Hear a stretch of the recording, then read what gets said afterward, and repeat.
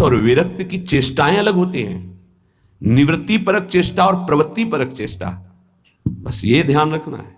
निवृत्ति परक चेष्टा से कोई भी ऐसी सिद्धि नहीं जो आ न जाए। प्रवृत्ति परक चेष्टा में अतिथि सत्कार, परिवार की सेवा, समाज की सेवा, नाम जपने का अभ्यास, धर्म पूर्वक कमाया हुआ धन, तब वो आगे बढ़ता है। निवृत्ति परक चेष्टा एकमात्र भगवदाश्रय, उसी से सब हो जाता है।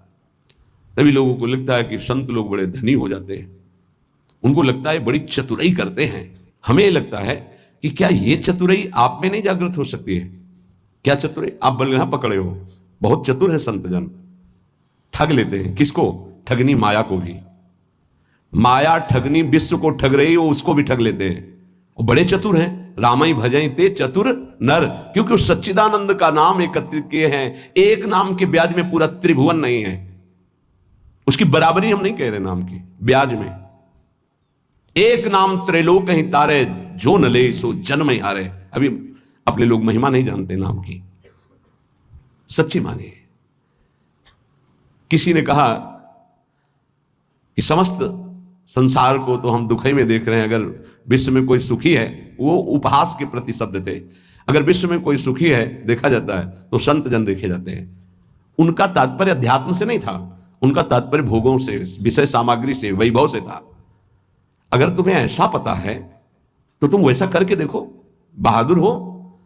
तुम्हारे में चतुराई की कोई कमी है क्या? बड़े चतुर हो। तय बालक नहीं भर्यो शयानप, तू बालक नहीं भर्यो शयानप, काहे कृष्ण भजत नहीं नीके। अरे तू बालक नहीं, बड़ा चतुर है, पर तू ठीक से भजन नहीं किया ना, इसीलिए ऐसा है। क्या चाहिए? त्रिभुवन का सर्वश्रेष्ठ पद 5 वर्ष का बालक प्राप्त कर लिया ध्रुव जी। क्या चाहिए? अखिल लोक चूड़ामणि भगवान के पास, क्या कमी है? पर आपको उतना भजन करना पड़ेगा, आपको वैसे समर्पित होना। उस 5 वर्ष के बालक ने मां का प्यार, पिता का प्यार, राज्य सुख, शरीर सुख, सब भयों को त्याग करके इसी मथुरापुरी में आकर भजन किया। इसे मधुपुरी कहते हैं शास्त्र भाषा में। यहीं आकर के भजन किया और यहीं स्वयं सच्चिदानंद भगवान आकर दर्शन दिए और उनकी कामना पूर्ण की, उच्च पद की। गोता लगाना अर्थात उसमें डूबना, अर्थात उसका ऐसा दृढ़ चिंतन कि गुंजायमान केवल मंत्र और नाम हो रहा है। तुमसे सच्ची कहते हैं ये जीव बड़ा पागल हो गया है माया में, सत्य वस्तु को समझ ही नहीं रहा। पूज्य बाबा कह रहे, उसको यही पता नहीं कि मैं यहां कमाने के आया हूं मृत्यु लोक में। पागलों की तरह घूम रहा है, कभी ये बटोर रहा है, कभी वो बटोर रहा है। उसका लक्ष्य ही नहीं पता चल रहा कि तू आया क्या लेने यहां है, क्या कमाई करने आया है, उसको समझ में नहीं आ रहा।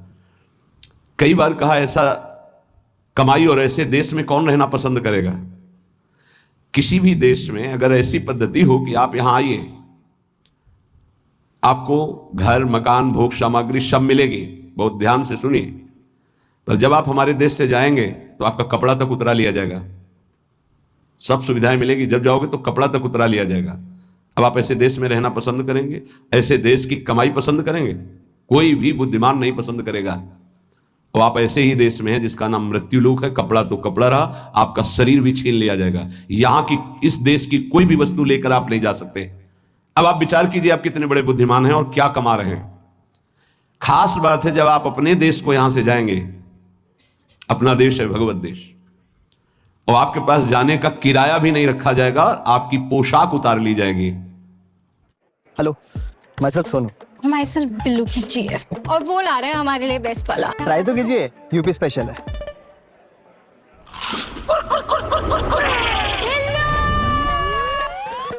धोखेबाज, कुरकुरे की जगह तुम हमें कुछ भी खिला रहे थे। समझे बिल्लू, नया कुरकुरे है यूपी का नंबर 1 टेस्ट आ गया है।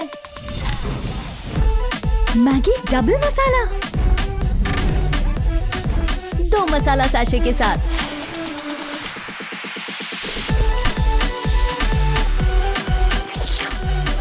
नई मैगी डबल मसाला, तो इंतजार किस बात का। तो आपका यहां शरीर भी छीन लिया जाता है, शरीर संबंधी छीन लिए जाते हैं, बैंक बैलेंस छीन लिया जाता है, प्रॉपर्टी छीन ली जाती है। अब आपके पास रहा क्या? पूरे जीवन में जो पाप और पुण्य कर्म किए। पुण्य तो कोई बिरला ही कर पाता है, नहीं पाप ही होते हैं। अगर पुण्य हुआ तो उसे बचा नहीं पाता है, वो 4 लोगों से कहकर खाली हो जाता है, पुण्य नष्ट हो जाता है। पुण्य, अगर हमने कुछ पुण्य किया और कह दिया अपनी वाणी से, 4 लोगों के बीच में अपनी प्रशंसा कर ली, तो तप, पुण्य, साधना ये सब क्षीण होने लगती है। हम वृंदावन गए थे, 100 साधुओं का भोजन कराया और फिर ऐसा ऐसा ऐसा, और संत जन कह रहे थे कि ऐसा भोजन तो आज तक हमने नहीं पाया, भगत जी आपने जैसा पवाया। ओ, जो कुछ सुकृत बना था मानो करवाया होगा। ऐसी सेवा को भगवत कृपा से अवसर मिलता है, पर वो बार बार कहकर अपने सारे सुकृत नष्ट कर देता है। इस देश से बचकर निकल पाना और कुछ कमा के ले जाना, ये केवल भगवत कृपा पात्र से ही हो सकता है। बहुत छल भरा ये देश है मृत्यु लोक। जीव पागलों की तरह पूरा जीवन व्यतीत कर रहा है। मुझे यहां किस लिए भेजा गया, क्या लेके जाऊंगा, ये सोच ही नहीं पा रहा है। गोस्वामी जी ने कहा है कि ये जो मन है ये श्वान की तरह हर जगह पादुका का प्रहार पाता है, पर फिर उसी दरवाजे पे खड़ा हो जाता है। अर्थात निकृष्ट भोगों को भोग कर असंतुष्ट, ग्लानि, दुख, परिणाम में चिंता, भय, शोक, पर फिर वही उन्हीं भोगों को भोगना चाहता है। पागल की तरह भटक रहा है। ये महापुरुष जन जानते हो, दुखी हो कैसा बोलते हैं। जो वस्तु तुम्हारे साथ नहीं जानी है उसके चिंतन में तुम समय बर्बाद कर रहे हो। चिंतन करो प्रभु का और कार्य करो संसार का, तो जीवन यापन के लिए शरीर चेष्टा और वस्तु ले जाने के लिए नाम धन कितना बढ़िया उपाय है। राधा राधा राधा। विषय अनेक हैं और अनंत हैं, कितना भोगोगे।